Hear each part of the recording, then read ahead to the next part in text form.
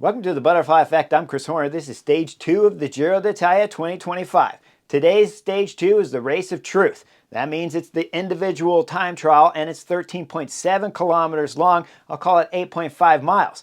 We look at the course profile, and we know it's pretty wide open roads when they leave the ramps, but they got a lot of lefts, a lot of rights, and some slippery roads out there. Followed up midway in the stage with a 1.5 kilometer climb at about 5%. That'll bring you up to the top and give you the first time check of today's individual time trial before they go through the roundabout, drop down the descent, and then they come into the last final corner at about 500 meters to go. It's the identical one that they used in stage 1 for the sprint finish that we saw Mads Pedersen from Lidl Trek with a fine lead out from Vasek go into that corner, following his teammate's wheel, and then win the stage. So he's wearing pink. But if you saw the interviews from Mads Pedersen yesterday and Wout van Aert, we know Mads wants to keep pink. We know Wout van Aert wants to get into pink because he's only 4 seconds behind the time there of Mads Pedersen for getting second on the stage. Everybody else, the top 36 riders, are all within about 10 seconds of the race of the pink jersey there of Mads Pedersen. But when cameras come on, we're going to focus first on Soudal Quick-Step's Ethan Hayter.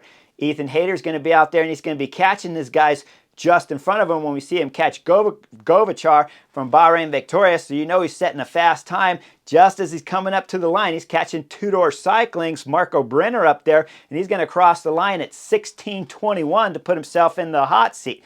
Okay, with the time here from Ethan Hayter, early. He went off in the first 5 riders here at the Giro d'Italia Stage 2, so this is the early time. But when we start looking at other times of riders coming up behind him, we see it's Edoardo Fini out there, and Edoardo Fini from Visma bikes blazing through the corners. Early into all the rights and left turns, there's a right turn coming up that's just about 7-8 kilometers into the course. And as we see there from Edoardo Fini flying into the course there, as he goes into the corner, he's losing the front end a little bit, and then he's going to save it with a bit of a high side. But Visma bike rider Edoardo Fini, that's wearing the European Championship Time Trial Championship jersey, he keeps it upright and then starts throwing down on the pedals. He'll cross the first time check 4 seconds back from the time there of Ethan Hayter, and then when he's coming out of that left turn, throwing down the straightaway, he's going full gas, and he'll cross the line 8 seconds faster than the time there of the Soudal Quick-Step rider Ethan Hayter. This will put him in the hot seat. We start looking at some other times behind us. Dan Uhl from Lidl Trek, that'll cross the line 2 seconds behind to put himself in the second place. And then the cameras start focusing on the Aussie champion as we see Luke Plapp leaving the ramp. When Luke Plapp leaves the ramp, he starts taking off and he's going through the corners fast, and then he comes up to that same right-hand corner that Edoardo Fini had, and we see the front end wash out there from the Aussie champion. As the bike goes down, it's sliding all the way across the road, and you see the camera guy there put out his foot and stop the bike, and now I'll show you the picture from that camera guy as we're seeing Luke Plapp getting ready to lose it. Now you go back to live, and Luke Plapp slid all the way across the road. He got up, and his helmet takes his helmet off, and you see his mechanic and his director sportif all jumping out of the cars there. As his director sportif's looking at the helmet, well, the reason why he's taking it off because the helmet strap's broken, so the director sportif's going to put it back on his head. Then we're going to see Luke Plapp take off, but it's only going to be a moment later before he's got to pull over again on the right side of the road there and get a bike swap. Once he gets the bike swap, he's going to cross the line 4 minutes down for the Aussie individual time trial champion here on stage 2 of the Giro d'Italia, so he didn't make up any time. Luke Plapp has some problems crashing in individual time trials.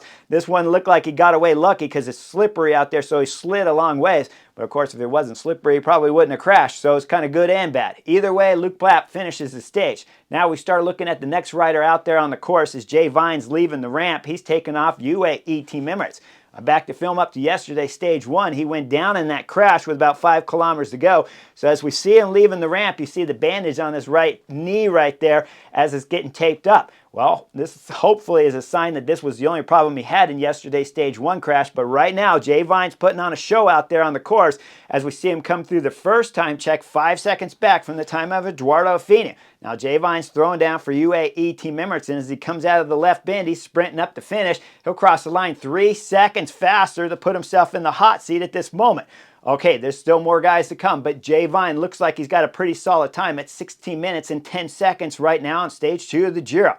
Now, next up out on the course, though, is going to be Josh Tarling, and as he's leaving the ramp, guess what? He's got himself a national championship jersey on, too. They're all over the place here at the Giro d'Italia National Championship jerseys, but Josh Tarling is certainly one of the favorites to be able to win this stage 2 of the Giro because he's a time trial specialist, and he dropped off of the first bunch of GC riders going up the final climb yesterday, so he had a little bit more rest in his legs, and of course he didn't crash like Jay Vine did. So with Josh Tarling throwing down through all of the corners here full gas, we're going to see Josh Tarling come up to the first time check 3 seconds back from Jay Vine, but as Josh Tarling's coming out of that left bend there with 500 meters to go, he's throwing everything down on the pedals, then he gets into the TT position, and he'll cross the line 3 seconds faster than Jay Vine with a time of 16 minutes and 7 seconds. Okay, at this moment, we know for sure that this is a solid time because Josh Tarling is a time trial specialist, but we also don't know exactly what kind of form Primoz Roglič has.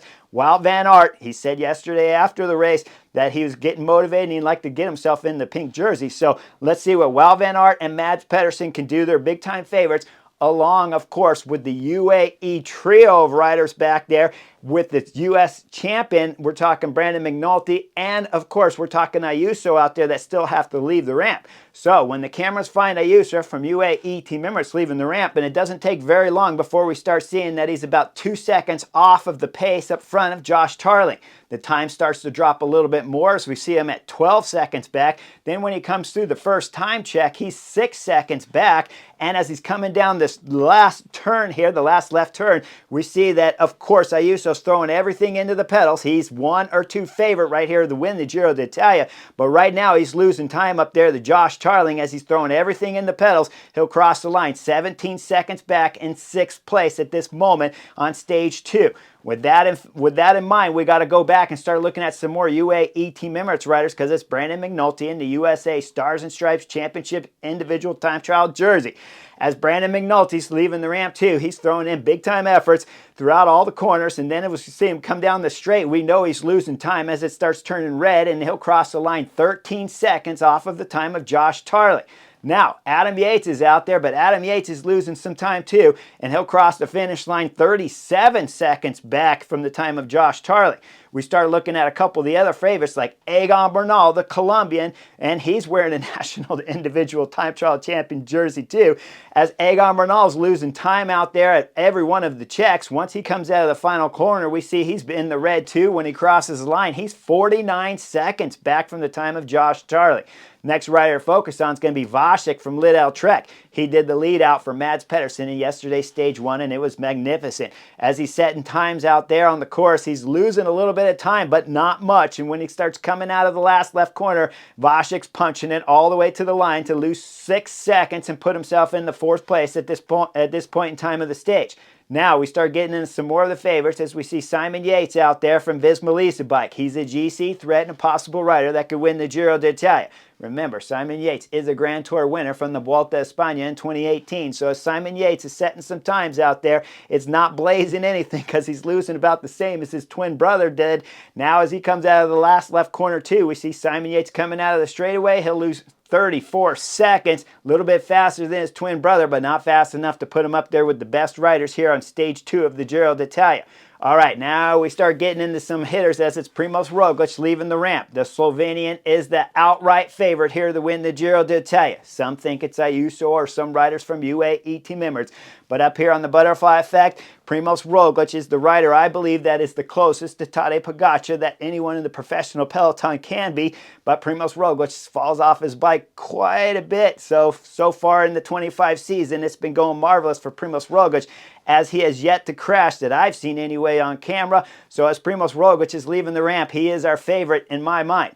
As he comes out of the ramp, he's immediately in the time trial position. He comes through the corners pretty safe as he's always got his hands on the bars through most of the difficult corners here at the early part of stage 2.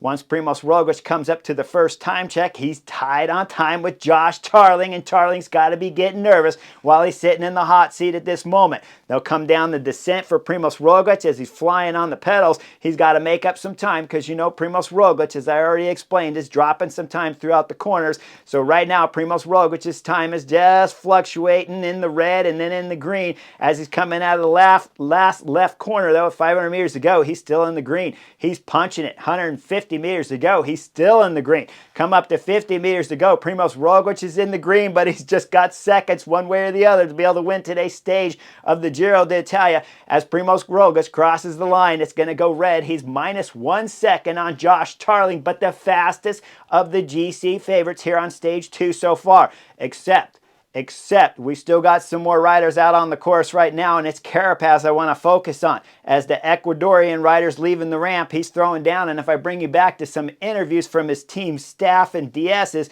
they all say that he's at the best fitness that he's been in since he's joined EF Education in 2023. So we're going on year 3 right now for Carapaz, who's had some bad luck throughout the couple years past when he's getting into Grand Tours. But right now, Carapaz is throwing down the pedals, and then he comes into that right turn. He starts to pedal as he's midway through that right turn. In the back wheel, he loses it, and bike starts going sliding. Once it slides to the left, it's going to high side and throw him over to the left. He's going to save it, and we look at the camera guy who even changed his position. If I show you the picture again where the camera guy was sitting when it was Luke Plapp that was crashing as his bike was sliding at him, the camera guy's like, I'm going to change where I'm sitting at so I don't get hit by any bikes anymore. But the camera guy's got Carapaz coming right at him right now. But luckily for the camera guy and Carapaz keeps the bike upright and then starts throwing back down on the pedals. As we watch Carapaz come out of last corner and up the straightaway, he's 38 seconds back when he crosses the line. So Carapaz lost some time up here. I don't know if he's in big time form to be able to go in here and win the Giro d'Italia if you're going to lose 38 seconds to Josh Tarling and 37 seconds to Primoz Roglič right now. But we still got some nail-biting drama here on stage 2 of the Giro as Wout van Aert is leaving the ramp. While Wout van Aert was walking up to the ramp, we're going to see Mads Pedersen cooling his hands with that ice bag right there sitting on the hot seat, just getting ready to go up to the ramp. As Wout van Aert takes off from the ramp, the big guy throws down on the pedals, and as he starts coming through all the corners, he's looking pretty safe on the bike, but immediately we start seeing the time go into the red to Wout van Aert, which means Josh Tarling must be starting to relax at this point in time because Primoz Roglič has finished his run. We know Ayuso's finished his run, and no one's been able to touch the time yet of Josh Tarling. And Wout van Aert's in the red as he comes through the first time check at 28 seconds back. You know Wout van Aert's not winning today's stage 2 of the Giro, and he's not going to get the pink race leader's jersey, but Wout van Aert still got to keep pedaling hard all the way to the finish as he loses 39 seconds to Josh Tarling. Now the last guy out there is Mads Pedersen. Mads Pedersen's putting on a display of force, but when he comes through the first time check, he's 10 seconds back, but that means they're just about even going for the pink jersey because Primoz Roglič is about tied with him on time, 1 second this way or that way, to the time there of Mads Pedersen at the halfway point. As Mads Pedersen drops down the descent, it looks like he's gained a little bit of time on Primoz Roglič of about 1 second. Then it starts fading the other way, and then Mads Pedersen's coming out of the last left turn as he's sprinting. He's sprinting, then he's going over to the right side of the road, then he's going back to the center of the road. He's sitting down on his bike. He's standing up on his bike. He's not in the time trial position, but he's throwing every bit of power to the pedal he can. It almost looks like a redo of stage 1 finish, but he's got no lead out guy called Vasek in front of him. So Mads Pedersen's form's starting to drop as he's coming to the line as he's been sprinting and weaving all over the road. He'll cross the line 12 seconds back from the time of Josh Tarling. So the British time trial champion will win today's stage 2 of the Giro d'Italia, and he'll be the youngest rider to ever win at 21 years of age. Now, Primoz Roglič gets the race leader's pink jersey by 1 second over the time there of Mads Pedersen. So Mads Pedersen looks like he's a little bit dejected when he crosses the line. And when we see him go over to try to warm down on the trainer, he asks his staff right there from Lidl Trek if they got a trainer, and the staff says no, and Mads Pedersen doesn't look very happy about it. But I can remember many times where Mads Pedersen was laughing at all his teammates for warming down in the rain after stages. Now after individual time trial stage, he wants to warm down, but there's no trainer. Well, Mads Pedersen in his interview later says that they're going back to the hotel, Lidl Trek, and they're going to discuss to try to find some kind of way to win tomorrow's stage 3 or at least get the pink jersey back. He didn't say win, I added that, but he said get the pink jersey back. That's going to be a tall order. When we look at Primoz Roglič wearing the pink jersey, why is it going to be so hard for Mads Pedersen to get that jersey back? Because we all know Primoz Roglič doesn't want to keep it. I mean, he'd be happy to give it to somebody and have other teams ride. But tomorrow's 160-kilometer stage, the last stage here in Albania before they transfer back over to Italy, it's going to be a difficult stage. A lot of times you can look at that stage and think, well, they did it yesterday. Well, the difference is tomorrow is that now guys are down on time. Guys that are down on time are going to want to try to make some time up.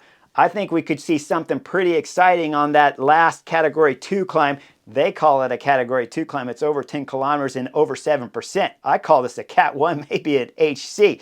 Okay, it's not a summit finish, so I'll keep it at a Category 1.